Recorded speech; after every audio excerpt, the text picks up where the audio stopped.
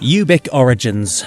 Master Manipulator who plays a crucial role in the God Hand's agenda, explored. If you're from a certain era, then you know that trusting dudes in sunglasses is just going to end up in a bad day for you, and that holds doubly true if they also have tentacles for legs and float in the air like a menace. Ubik is perhaps the most talkative member of the God Hand after Slan, but unlike her, all his speech is focused on ensuring that the summoner of the Guardian Angels of Desire actually goes through with their sacrifice. Void is straightforward, Slan is provocative, but Ubik is going to engage you, almost seem friendly to you, right up until he convinces you that you are in fact a demon. He is the master manipulator of the God Hand, and according to our research and speculation, there is also very good reason for that. So without further ado, let's dive into things. This is Ubik's Origins Explored. Before we go into our explanation, we have a very small request. If you like our content, please support us by subscribing to our channel. This is a small click for you, but for us it means a lot. Alright, thank you. Let's begin.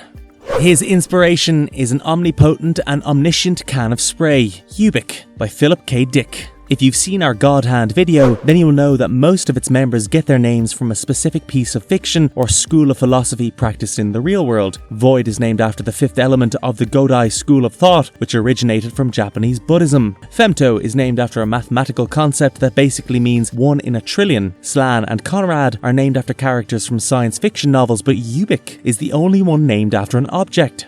And what makes things more bizarre is that Ubik probably appears the least in his own origin story and yet has the most impact on it. Every chapter in Philip K. Dick's Ubik begins with an advertisement for this spray can, which can protect you from one of the biggest threats in an era where humanity has managed to colonize the moon. In 1992, this novel came out in 1969, so you can imagine why Mr. Dick was so positive about Earth's space program. His own story is anything but positive, however, because Ubik is a tale of treachery and telepathy that will leave you scratching your head once you put it down. Just to give you a bit of context about the world that Ubik is set in 1992, humans developed telepathic powers and used them to wage corporate warfare upon one another. The moon, being the latest resource to be acquired by humanity, acts as the object of corporate lust. The novel begins with Professor Inertial Joe Chip being enlisted for an important job for his boss, Runseter, on the moon. But when he gets there, he realizes that it was all a setup from the beginning, and the Inertial of Runseter Associates ends up seemingly losing their leadership to a massive explosion. However, as their cigarettes begin to deteriorate and their environs begin going back in time, the Inertials are forced to figure out how the heck they get stuck in a time loop in the first place. Slowly but surely, Joe Chip realizes that he and his comrades are actually the ones who died and are now in a half-life, and Runseter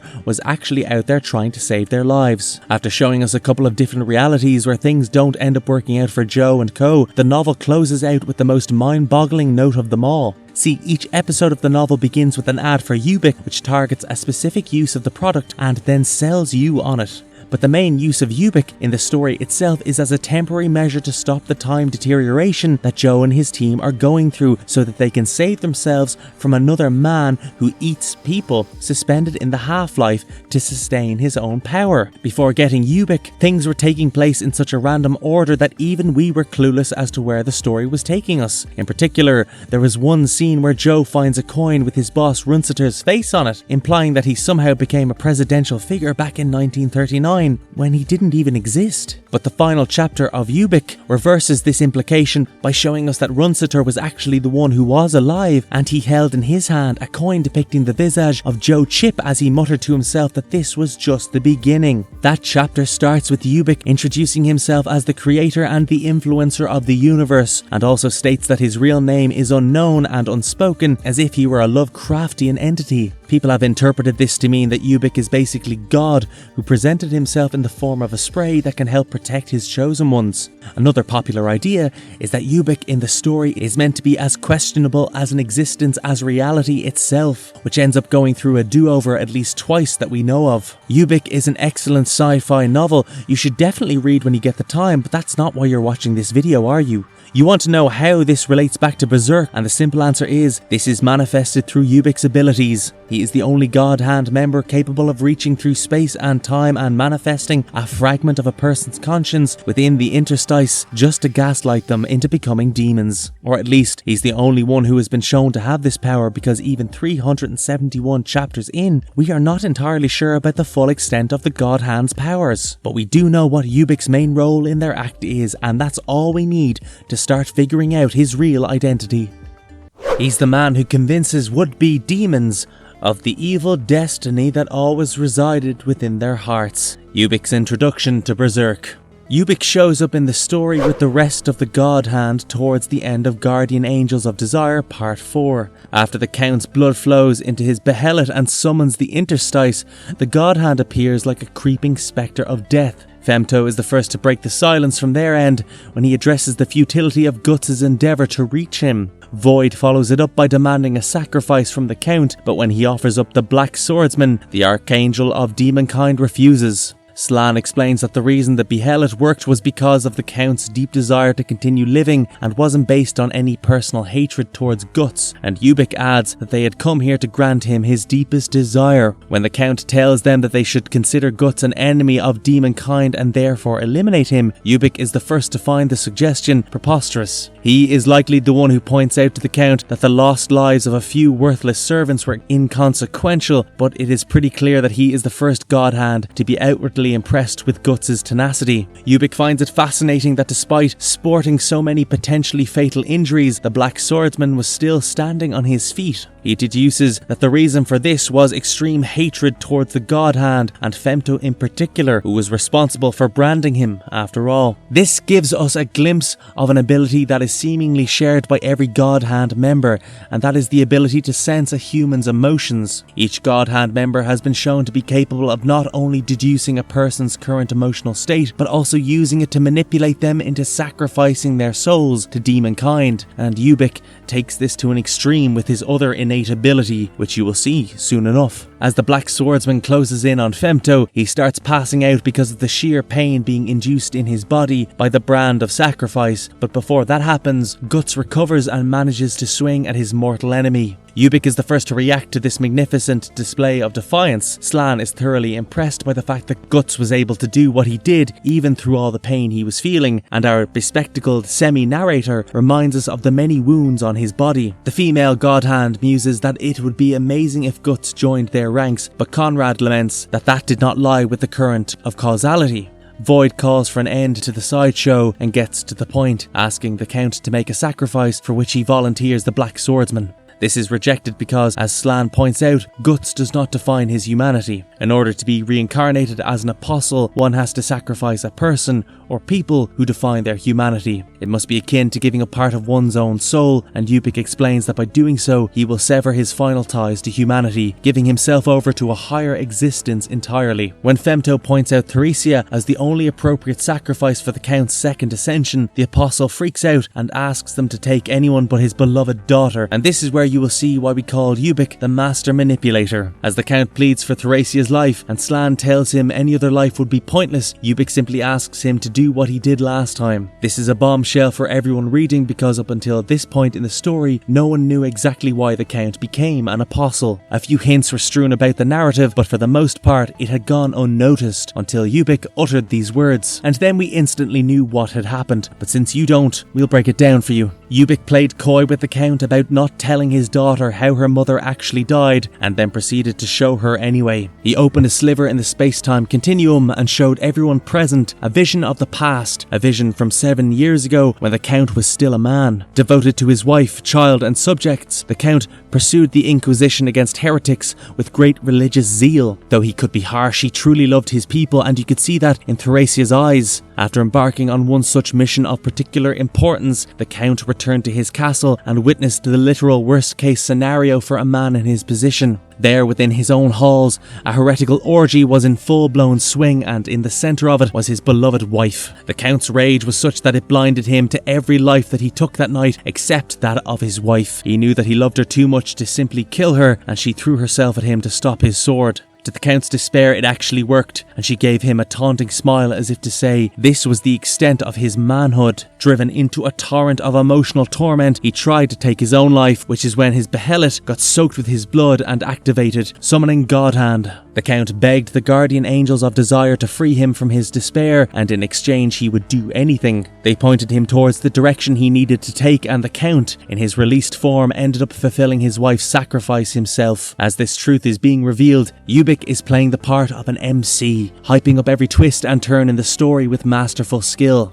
After he's done showing Thracia the truth about her mother's demise, Ubik reminds the Count that he has indeed done this once already, and so there should be no qualms about doing it a second time. As Void presses the Count to make a sacrifice, Ubik asks him why he hesitates. Every second he doesn't make the sacrifice, he draws closer to the abyss himself. Femto proves this by showing the Count a glimpse of Berserk's vision of hell, and then he grills him to give up Thracia and ascend a second time. Ubik adds to the course as well, alongside Slan and Conrad, but they are all left disappointed when Void cancels the invocation of doom. As the Count's soul is dragged into the abyss, the Godhand starts retreating to the astral wall when Guts fires off a cannon shot in Femto's direction. Ubik is the only one to look the Black Swordsman in the face when Femto deflects the attack, while the rest of the Godhand only give him a backwards glance, and Void avoids him entirely. Though all this happens within a space of 2 chapters, we get a lot of information about Ubik here. 1. He has heightened psionic abilities like his spray can counterpart. 2. He loves stating the obvious just to make the futility of action even more apparent. And 3. His tongue is more silver than the Silver Surfer himself. This slick talker will manipulate you into thinking all the wrong decisions you made in your life were actually right decisions, and you will usually believe him. The reason the Count did not is that his love for his daughter far outweighed his love for his wife, and so despite being nearly swayed by Godhand, he manages to resist and power through it. This does not happen the next time we see Ubik do what he does best, because that is during Griffith's eclipse, and if you've been paying attention to our Berserk videos, then you know the results of the eclipse already. But we'll get into it anyway because it's relevant to who Ubik might have been in her past life.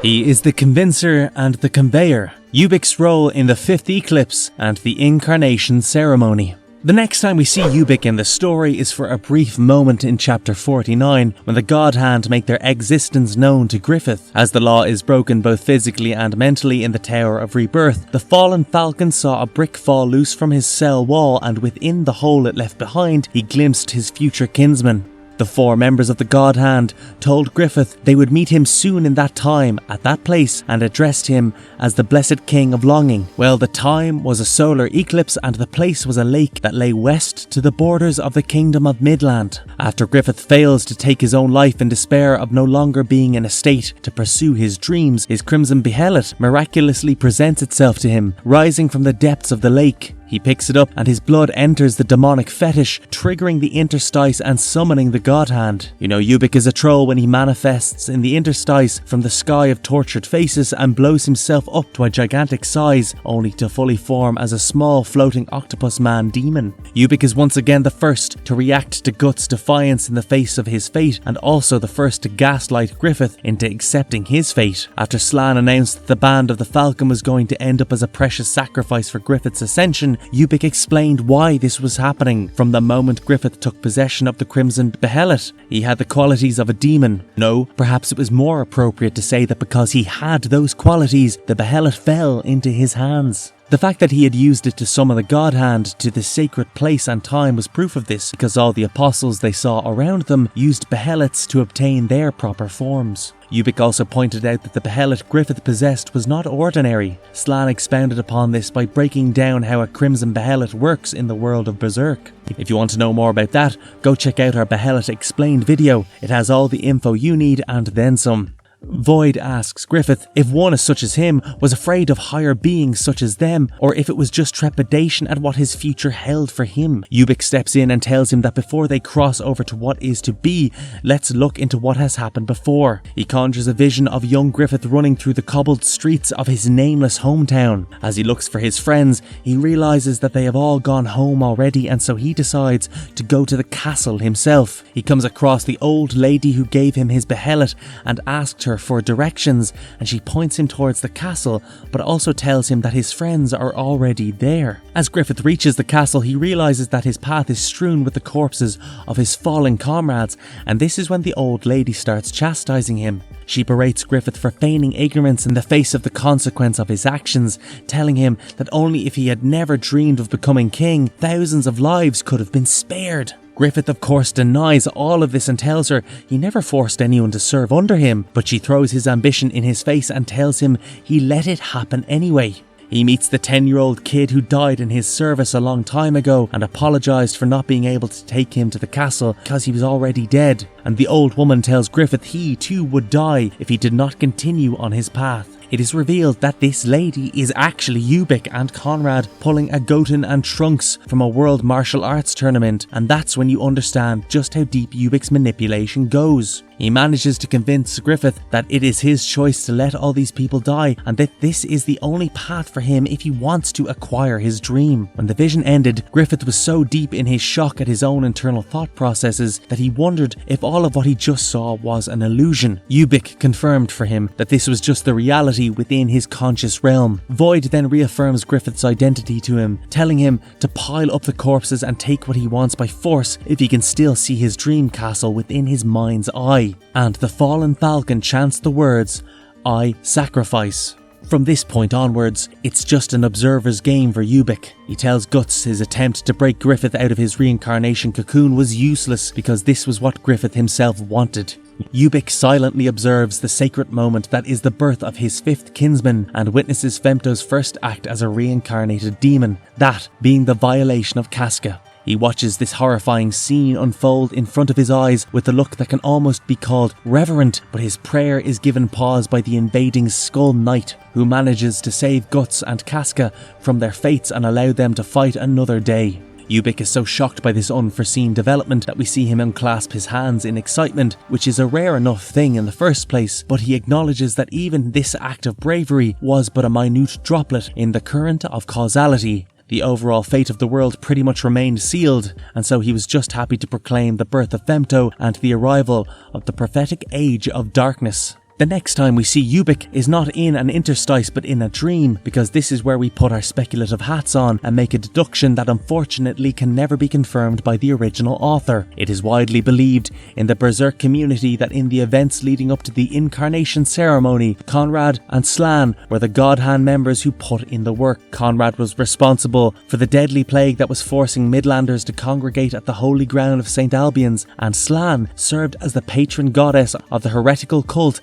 that Nina was a part of, an organisation so infamous that the Holy See had to send out their best inquisitor to take care of it. If you want to know more about that guy, check out our Father Mozgus Origins video. But yes, it is widely believed that these two God Hand members were the only ones influencing mankind's actions leading up to the Incarnation Ceremony. But what if we told you there was another? See, the chapter where we learn about the condition of Midland following the Kushan invasion begins with a narration that describes a dream shared by all Midlanders. In it, they see the evils of men that have caused their lives to become living hells, war, famine, disease, heresy, you name it, and it's probably on that list. In a world where despair had become the default setting for most people, the only saviour seemed to be a messianic falcon of light, whose divine presence would light up the blood-stained land and give the people what they truly wanted: salvation. This dream, which was witnessed by most devout folks in the Kingdom of Midland and Holy See territory, and some even beyond that, is what forms the basis for the Incarnation Ceremony. The fact that Mayora took 3 chapters to properly explain the implications of Femto incarnating into the world with his Revelations titles should already tell you where we're going with this, but we'll lead you there anyway.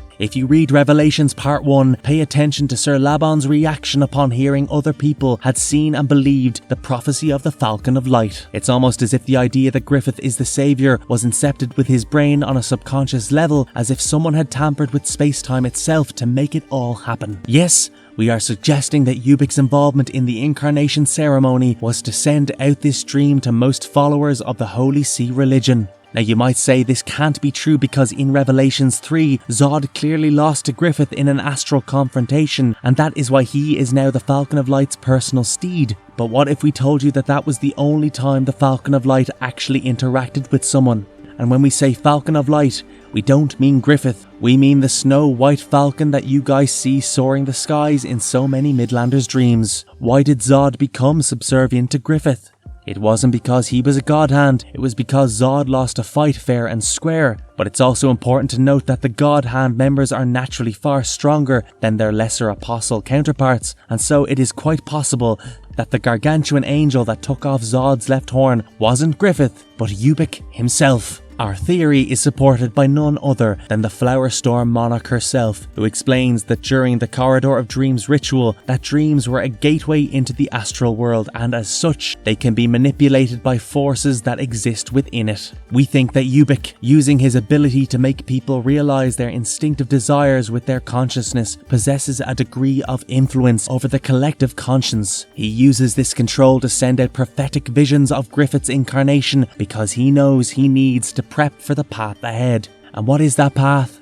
The trigger of a global interstice, taking the world back to a state of fantasia. Ubik temporarily manifests as a mound of bloody blobs after the Tower of Conviction collapses, and this ticks off Guts' something proper. But when the Black Swordsman realizes that the God Hand isn't there physically, he shifts his focus back to saving Casca. After this, Ubik is glimpsed only once in the story, and that is in chapter 306, where his manifestation in Fantasia resembles an unsettling surrealist painting, kinda like the human subconscious. We are yet to see any other member of the God Hand following the advent of Fantasia, and it would be great to see the band back together in the next chapter that comes out after this hiatus. But until then, we have a few ideas on who Ubik might have been, and we'd like to share them with you. A manipulator whose manipulation ended up costing him his very humanity. Ubik's possible origins in Berserk. It is no secret that a God Hand member's appearance and behaviour as a demon is just heightened expressions of their real inner selves. Not only that, but their powers are also reflective of the kind of things they desire to have in their human lives. And this is where things get interesting, because Ubik's skill set is unique even amongst the God Hand. Void and Femto use different forms of spatial manipulation. Conrad can summon legions of rats to carry the plague and him upon their backs. Slan can drive any population of people into becoming sexual deviants and give birth to dark astral creatures in her free time. But Ubik targets humanity where it matters the most, and that is the mind. His technique for reaching into a person's conscious realm and then manipulating it from within suggests he is quite familiar with the entire process, and here is where our speculation begins. We think that Ubik was either a politician or some sort of holy priest, and we don't mean the good kind. Ubik being a politician in his previous life makes a lot of sense. After all, we've told you about his MO, you should be able to see that too. Being a statesman of any sort back in that era required a person to be glib of tongue and show guile with their actions, but Ubik probably went overboard with it. As a person with a keen understanding of the human mind, it is possible that at some point he ran his mouth off without thinking, and that is what led to his irreplaceable sense of despair. He had backstabbed many a man he called friend at court and rose in the social ranks by stepping over countless others. Now, at the moment of his death, he had a choice: give up and give in, or stand up and fight until the bitter end. Ubik chose the latter. At some point in his life, he had received a crimson behelit, which activated when human Ubik's blood synergized with it. You know how the rest of that goes, so we'll just move on to our second possible origin. If you ever look carefully at every panel Ubik appears in, he rarely has his hands unclasped, much like Conrad. He will only ever pull his palms away from another to make a point or crack a joke. But that joke gets stale real quick when you realise that Ubik was most likely a priest in his human form. This is because of the way he convinces potential demons to realise said potential borderlines on sermon territory, and it's not a far off stretch to think that a priest could ever do something as heinous as sacrificing to the God Hand. But if Ubik was indeed a priest, then he did what you think he did, and his sacrifice would have probably been the people who truly believed him during commune whenever he'd step out to preach.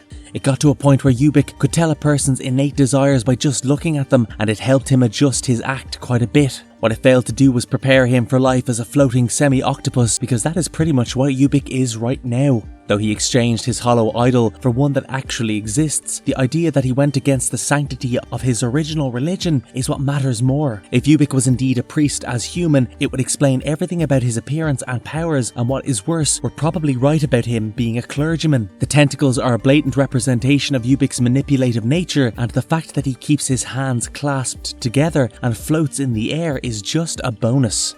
Marvelous verdict. And that's it for this video. We know that Ubik is probably not a God Hand member most of y'all will like, but he is our personal favourite because he gets so cerebral with his manipulation. The rest of the God Hand throws out commands and proclamations like the guy who delivers newspapers to my neighbourhood every morning, but Ubik will almost make you believe he is your friend before shattering your trust. He will take you on a trip down memory lane, and it isn't going to be all birds and bees. It's going to be a bitter pill to swallow, but he will make sure you don't realise it by slapping the taste out of your mouth. His chaotic, shatterer energy is what drew us to him in the first place, and now we hope it does the same for you. And if you liked our content, don't forget to leave a like and subscribe to us if you haven't already. Have a good one and be safe. Thanks everyone.